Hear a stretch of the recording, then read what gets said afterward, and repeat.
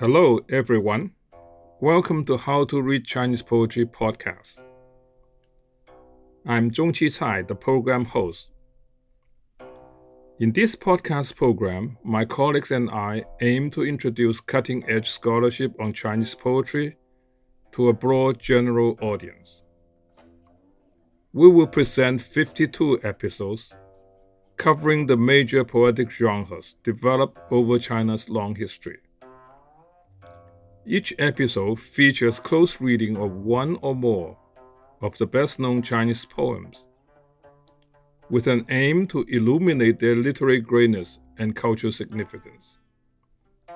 For all the discussed poems, Chinese text, English translation, romanization, and brief notes are provided at our website, howtoreadchinesepoetry.com. By following the 52 episodes, listener will gain a bird's-eye view of the thematic, formal, and generic evolution of Chinese poetry from antiquity to the modern era. Instruct and delight is what we wish to accomplish in each talk. Without further ado, let's begin.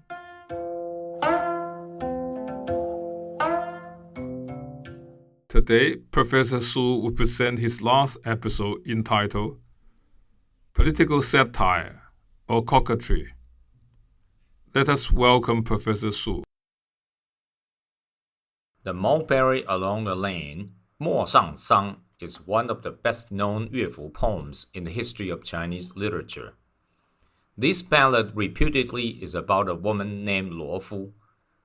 Guo Maoqian's Yuefu Shiji collection of Yuefu poetry cites a tale from the Gujin Zhu, Notes on Past and Present of Cui Bao, which identifies her as a lady surnamed Qin from Handan. She was the wife of Wang Ren, who was an official of a city. Later, Wang Ren became a prefect of the household for the king of Zhao. One day, Luofu was in the field picking mulberries, and the king of Zhao saw her and became attracted to her. He tried to seduce her at a banquet.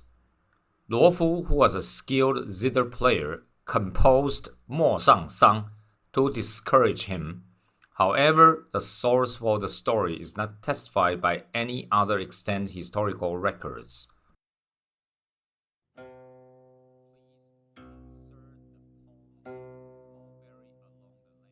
Mulberry Along the Lane. The sun rises from the southeast corner, shines on our Qin clan house.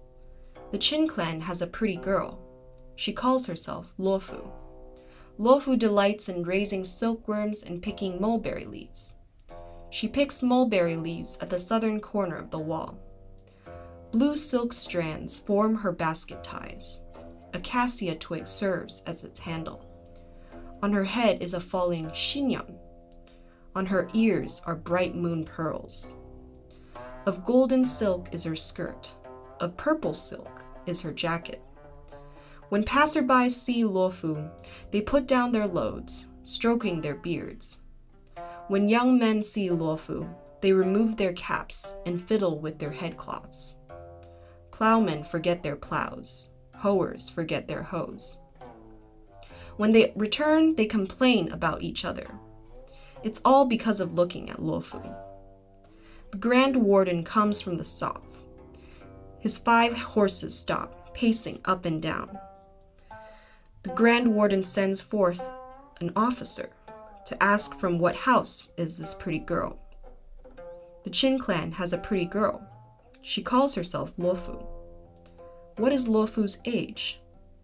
Not quite 20 yet, a little more than 15. The Grand Warden asks Luofu, "Would you like to ride with me?" Luofu steps forward and answers, "How stupid is the Grand Warden? The Grand Warden has his own wife, and Luofu has her own husband. In the east, of 1,000+ horsemen, it is my husband who takes the lead. How can one recognize my husband?" On a white steed followed by a black colt, blue silk strands are tied to the horse's tail. Yellow gold halters the horse's head. On his waist is a windlass-style sword. It is worth millions of cash. At 15, he was a petty bureau clerk. At 20, he was a court grandee. At 30, he was a palace gentleman. At 40, he dominates an entire city. He is a man of a pure white skin, thin sideburns, and a slight beard. Elegantly and gracefully, he paces in his bureau. Slowly, he walks within his residence. 1,000 men sit there. All say my husband is exceptional.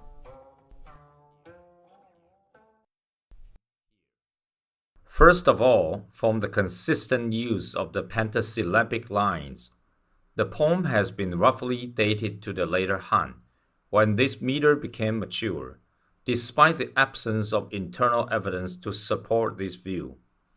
Literary style can be deceiving and cannot serve as absolute evidence in dating a literary work. Basically, this song tells of a resourceful woman named Yuefu who successfully rebuts the advances of a flirting grand warden. Traditionally, this poem has been interpreted as a representation of social injustice, depicting the situation of an official harassing a peasant girl. Recently, however, scholars have begun to deviate from this line of interpretation. Analyzing its form from a comparative perspective, Hans Frankel has pointed out there is a type of medieval European pastoral where a shepherdess thwarts a philandering gentleman. Nevertheless, Mulberry Along the Lane has no exact European counterparts. However tempting it might be for scholars to compare similar types of literature from different cultures, such comparisons are in danger of disregarding real cultural differences. Frankel also lists 3 stylistic features of the poem that, in his view, demonstrate its oral nature: formulaic language, various types of repetition, and exaggeration. Line 3 and 4 and 25 to 26 are considered to be instances of formulaic language, since they are similar to a passage in the famous Yuefu poem, 孔雀东南飞, Southeast fly the peacocks. This view probably needs to be modified because it is difficult to ascertain cases of formulaic language with extremely short length of Chinese poetry. Repetition, which is often interpreted as an aide-memoire and a device to advance the action, is prevalent and obvious in this poem. Exaggeration, lines 38 to 48, where the young woman boasts of her husband, as evidence of the poem's oral nature, is the weakest, since many kinds of poetry may contain such a device. Although these features are not sufficient to prove that this work is an orally composed poem, they do remain its stylistic characteristics and serve as evidence of its possible borrowing from the folk tradition. Overall, Frankel maintains that this poem is an oral folk song elaborated by an upper-class poet for an aristocratic audience. Luofu's beautiful clothes and precious jewelry do not suggest a peasant girl, but a woman of some social status. But why, it might be asked, would such a lady collect mulberry leaves unless the poet is presenting such a properly dressed woman in order to appeal to an aristocratic audience? In a different way, the image of wealth and luxury may also have drawn the common people as an ideal image and is an example of the device of boastful inventiveness common in European ballads. Nonetheless, it is open to different interpretations, since there is no direct evidence to definitively categorize it. Zong-qi points out 5 major characteristics in analyzing this poem: situational thinking, ahistorical presentation, abrupt transitions, composite structure, and repetitions. The poem's composite structure is particularly important observation. In explaining the composite structure of a folk Yuefu, Cai points out that it involves the participation of several performers who each bring to the work a different point of view, a different set of oral formulas or expressions, and probably a different style of performance as well. Orally composed or not, the performative nature of this poem is clear and serves as a useful interpretive tool. Each section is like a mini drama with an awareness of an audience. Traditional interpretations of this poem, especially those from mainland China, usually viewed it as a story of a brave peasant girl resisting the advances of a lustful grand warden. This reading, which stresses class struggle and oppression, was typical of mainland scholarship before the 1990s. With the introduction of Western anthropological and literary theories, however, many scholars no longer support it. The tendency in more recent scholarship has been to consider it as a song of flirtation without serious moral issues. Cai, for example, has suggested that it is a work imitating the courtship rite. This intriguing poem continues to attract different interpretations. The theme of male flirtation is not unusual in the Chinese literary tradition. For example, 登徒子好色妇, Rhapsody on Master Deng Tu the Lecher, contains a paragraph in which a man politely presents poetry to a young lady to express his love. Qiu Hu in the 烈女传, biographies of various ladies, represents another example. Qiu Hu left for his official post 5 days after his wedding. 5 years later, as Qiu Hu is returning home, he sees along the road a woman collecting mulberry leaves. He attempts to seduce her with gold but is refused. The woman turns out to be his wife, and when she discovers that he is her husband, in her shame at his immorality, she drowns herself in a river. There is another story in that book about collecting mulberry leaves, but without the theme of flirtation. In this story, the king of Qi decides to marry a woman with a big goiter because she is the only one who makes no attempts to attract him and concentrates only on collecting mulberry leaves. From these and similar stories, we know that collecting mulberry leaves for silkworms was an important agricultural activity in ancient China, portrayed in several literary texts and genres. The examples we find are all in one way or another related to love or the relationship between a man and a woman. Even though we have no direct evidence in this poem relevant to the courtship theory, there is little doubt that the mulberry as an image of love is deeply rooted in Chinese civilization. For example, poem number 8 in the Book of Poetry talks about a love tryst in the mulberry grounds in the springtime. The character of the Grand Warden does not appear as an oppressive figure, and that has contributed to the weakening support of the socialist theory of class struggle. The conversation between Luofu and the governor is amusing and relaxed. Luofu's summary of her husband's achievements is another example of boastful inventiveness. At Luofu's refusal, the poem stops, as do the Grand Warden's advances. Considering it a culmination of the boastful device, several scholars have suggested that at the critical moment, Luofu invents a husband who outranks the Grand Warden. It is also possible that the poem as received is incomplete. In any case, these different interpretations are perhaps not mutually exclusive, but mutually illuminating. The original poem perhaps intended to reflect social ills, but different themes could have arisen through adaptation and performance. Some readers may still see its commentary on the social reality, despite its adaptations for performance and entertainment.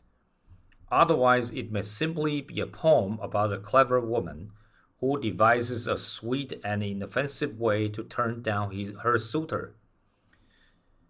Due to our insufficient knowledge of its textual revisions, performative context, and the intended audience, all interpretations are tentative and subject to question.